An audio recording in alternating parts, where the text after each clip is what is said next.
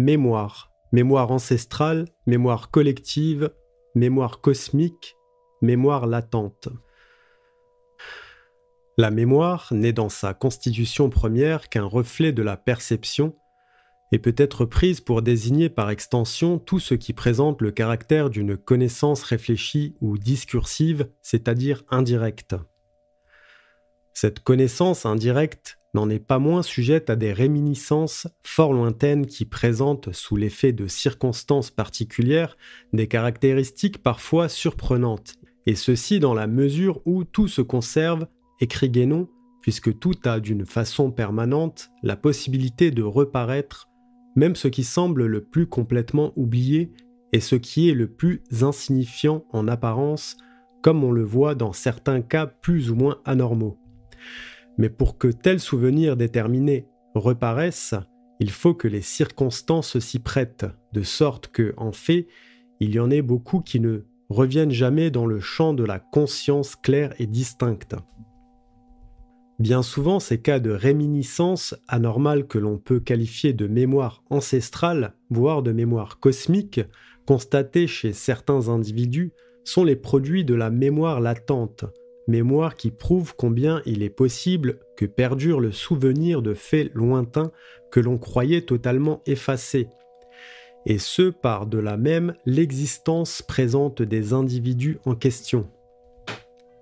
Cette mémoire qui parfois peut même concerner des collectivités entières et survenir dans le cadre de communications surprenantes à la faveur bien évidemment de situations particulières exceptionnelles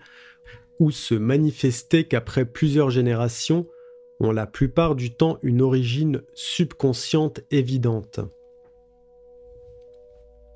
On sait cependant que si René Guénon n'accordait aucun crédit aux théories de la psychologie moderne,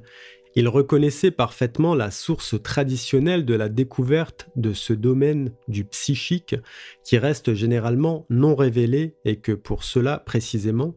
on nomme subconscient.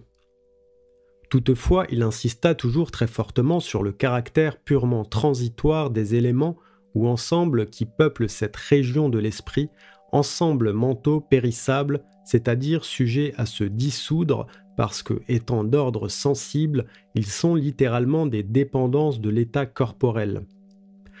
D'ailleurs, rajoutait-il, en dehors de la conscience temporelle qui est une de celles qui définissent cet état,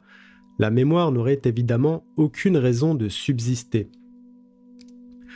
La mémoire chez l'individu doit donc être regardée comme un simple phénomène psychique contingent auquel il convient de ne point trop accorder d'importance, sous peine de confondre un simple mécanisme de l'esprit avec la véritable connaissance, ou pire encore, l'assimiler à une possible perpétuation de l'être, possibilité, comme nous le savons, qui alimente les plus que fumeuses théories soutenant la réalité de la réincarnation.